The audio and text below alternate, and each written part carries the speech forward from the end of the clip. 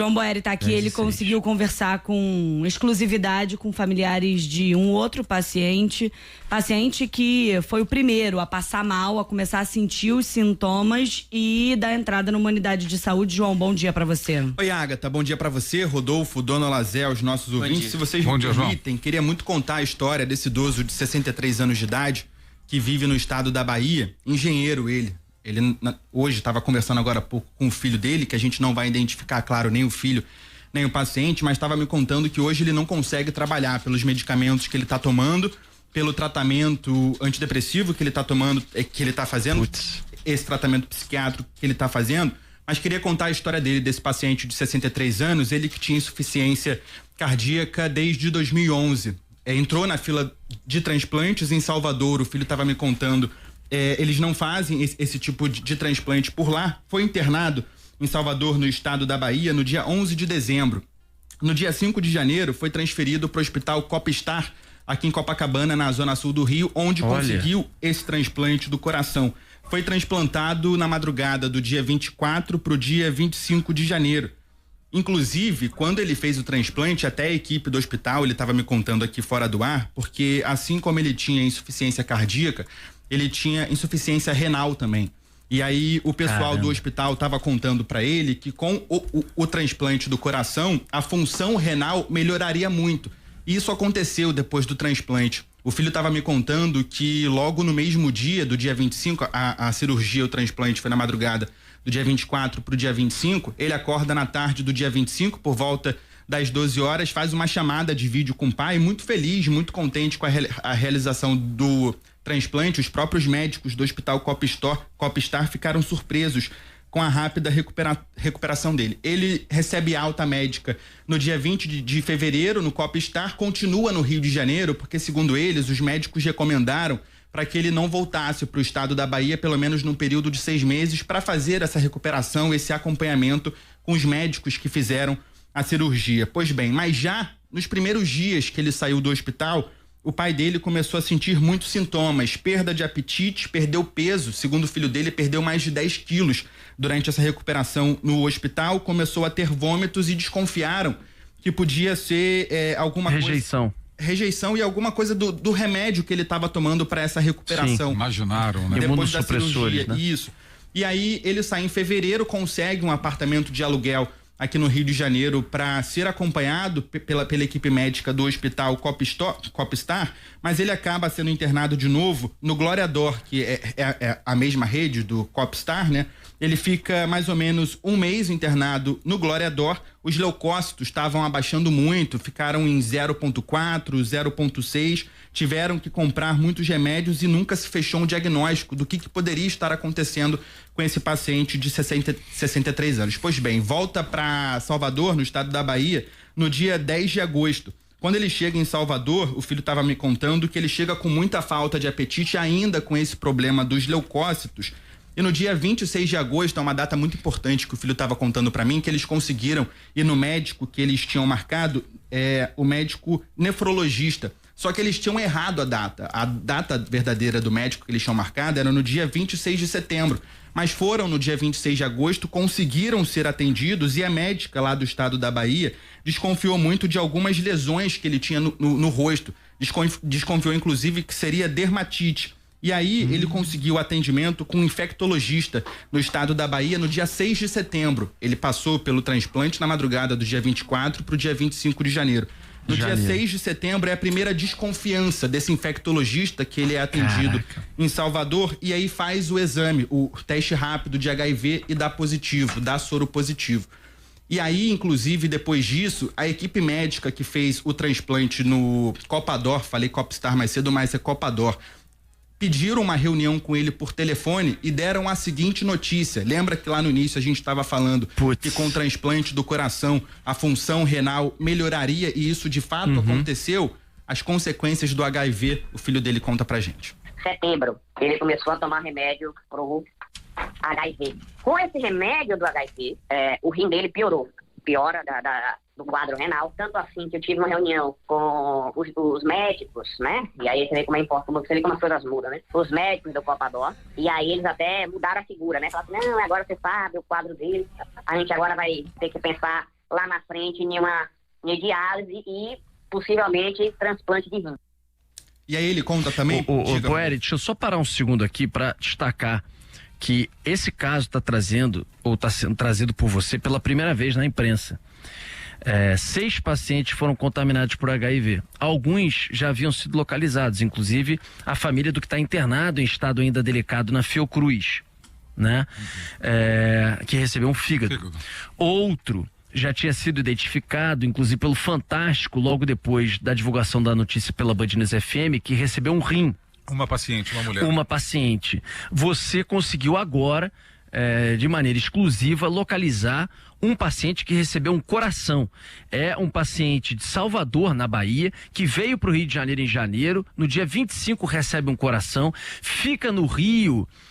ainda sendo tratado e cuidado, recebeu no hospital Copador esse coração, fica sendo cuidado no Rio de Janeiro durante meses, mas começa a ter sintomas, começa a ter pioras, e quando já em Salvador faz uma consulta no início de setembro, começa-se ali a perceber determinados sintomas que levam depois à conclusão, inclusive com a notificação da Secretaria Estadual de Saúde que ele tinha sido contaminado por HIV. Aí a família fica sabendo, aí começa o tratamento com HIV, e aí a gente chega agora aos finalmente em que, além da contaminação por HIV, ele que imaginava com o transplante do coração recuperar o rim, já que também precisava recuperar o rim, agora, pelo que você conversou hoje de manhã com a família, ele, em tese, além da contaminação por HIV, terá que passar por um outro transplante de rim agora. Aliás, situação muito semelhante à do Faustão, que fez um transplante de coração e depois um de rim, ainda sob diversos cuidados hoje no dia a dia, não é isso, Boeri? Positivo, isso mesmo. Nessa reunião que ele teve de forma virtual, já que o filho está no estado da Bahia, eles chegaram no estado da Bahia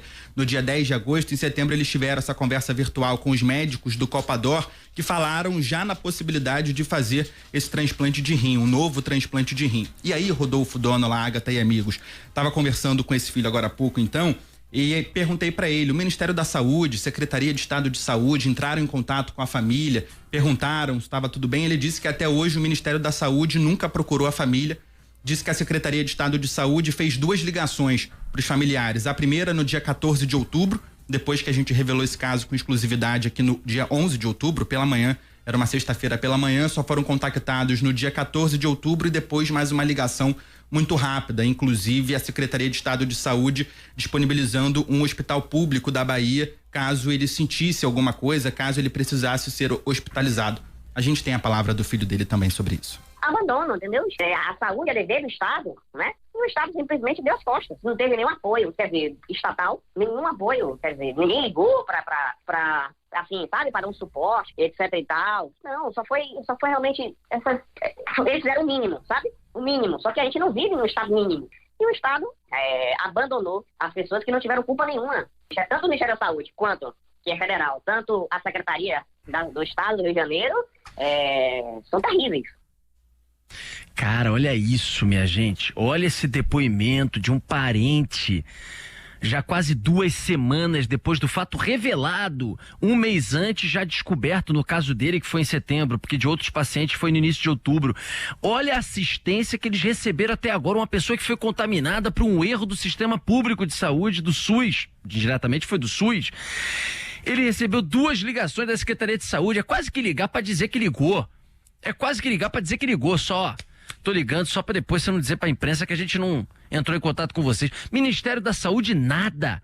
0 assistência nenhuma para alguém que está desta maneira tentando um transplante de coração lá atrás para se livrar de um problema e ganha um outro durante um transplante com contaminação por HIV. E a assistência é essa, inexistente, o abandono total e a revolta.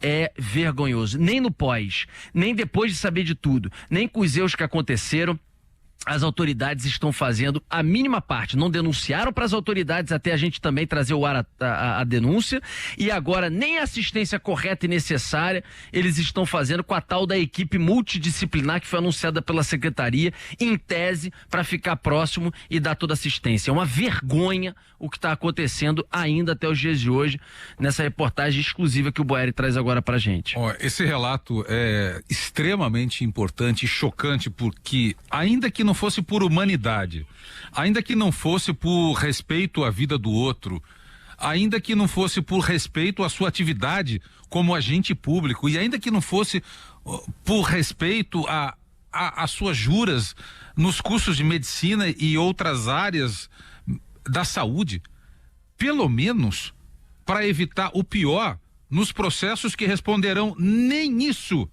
Mas nem isso, olha, deu problema. Então é o seguinte, agora que deu problema, vamos dar toda assistência para a gente mitigar, minimizar os danos para nossa pessoa física e jurídica.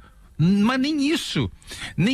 Esse relato, ele contradiz tudo aquilo que foi colocado em nota pelo Ministério da Saúde, em que foi nas notas da Secretaria de Saúde, de que haveria todo o apoio. Ágata, quantas notas a gente leu sobre isso? O apoio psicológico, ambulatorial, nada. 2 contatos à família de um paciente que é acessado de maneira exclusiva, e parabéns de novo, João, por ter conseguido esse relato. Um paciente que agora, de novo, Rodolfo, ele entra na fila do transplante. De novo, ele voltou para a fila. E imagina, por mais que a gente saiba que o nosso sistema de transplante sempre foi uma referência, mas imagina a cabeça dele agora, inclusive a preocupação de passar por um outro transplante, em que condições. Outra coisa, quem entra num transplante já com uma contaminação como essa, por mais que esteja medicado, entra numa situação obviamente mais frágil para passar por uma cirurgia, não é uma pessoa que está com a sua saúde absolutamente íntegra, equilibrada. Então olha a loucura pela qual eles estão passando, ainda sem assistência das autoridades, que para falar, para soltar nota, para dizer, são uma beleza, parece uma perfeição, parece primeiro mundo, mas não quando a gente vai para a realidade. Boeri, algo a acrescentar?